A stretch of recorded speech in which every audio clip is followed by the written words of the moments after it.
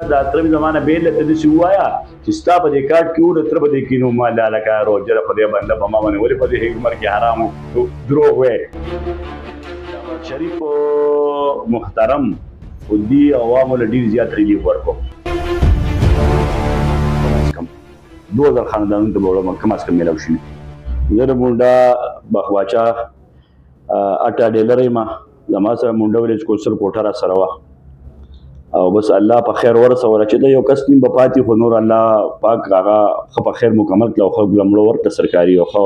په ښایسته طریقه م ورکړه ما خو چې اوله کې شروع وکړه نو مونډه ویلیج کونسل مې کاوه ډېر ښه په طریقه باندې او کور په کور بسې ګرځېدلی یم او کسان مو ته 2 کېنولي او ما دا لکه انټري کوئ او دوی له وړه ورکوئ دا موږ ته وه ډېر په ښایسته طریقه مې تقسیمول لکه چې د مونډه نه مې بار اول چا نه ورکول لکه چې اول خپل کلی مې کاوه دغه د ما سره کوټه د ویلیج کونسل د مخکې د مونډه ویلیج کونسل کوټه د ما سره را سره وه نو هغه مې اول چې مکمل کړه نو بیا چې راته کم وړه پاتې وو نو بیا چې د مونږ سرکل چې کم دی د جندول سرکل و په دې کې چې بیا هر څوک راغلي دي بس ما وله ورکلي دي تاوړه او دغه چې مونډه خو مکمل شوی بیا څوک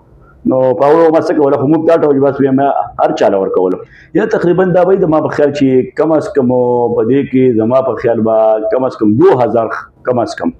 2000 خاندانونو ته به کم از کم میلاو شوي جندول څومره لیډران دي دا ډېر ایماندار او دیانتدار دي ډېر په ښایسته طریقه باندې سیسټم وچلاو ډېر ښکلی وچلاو او بیا خاص کر زمونږ د سرکل چې کوم اے سی صاحب دی او ډبل اے سی صاحب دی دا انتهایی دومره ایماندار او دیانتدار افسران دي چې په خدای کې نو چې یو ځي او بل لازي دونه په هر ډیلر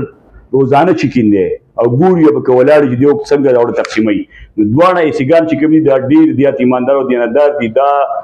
په هر ډیلر باندې ګرځي روزانه دیو چکین دی روزانه دا ور د ډېر په ښه طریقه باندې تقسیم هم کړی دی بل دا شی دی چې په نور ځګونو کې چې کوم دی دا ځګونه چې کوم دي ډېر کم وي ټاور سټیشنونه او دیو خو دومره ځګونه ورکړي چې په خدای قینو کې چې قدم دی وړه تقسیمیږي چې قدم دی وړه تقسیمیږي ډېر زیات ډیلران یې نیولي دي دا سیوا دلته د موجودو کې ډیلران دي ډېر په ښایسته طریقه باندې سیسټم وچلاو اکثر داسې چې د یو خاندان کې څوک راشي او هغه په خپل کارت باندې وړه والي نو په هغه پسې اکثر ټول خاندان ختم شي دغه چې خاندان یو کس راشي نو داسې دا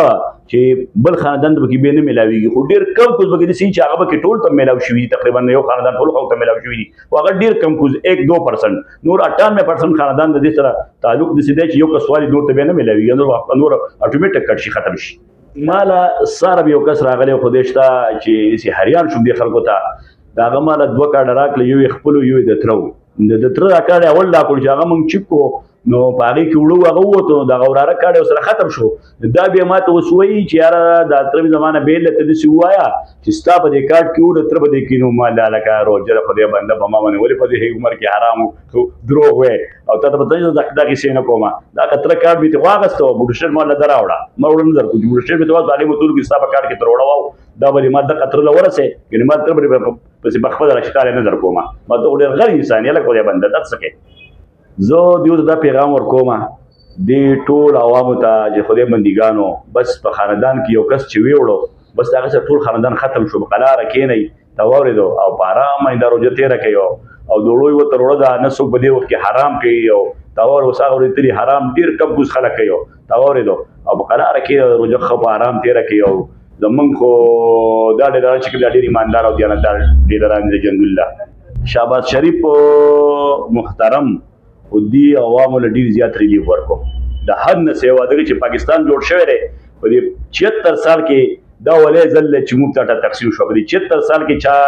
چاله داسې موږ ته وړه نه دي ورکړي او دا د وزیر اعظم صاحب په کار چې دا ټول پاکستان د 22 کروړ عوام ټول شکریه ادا کړي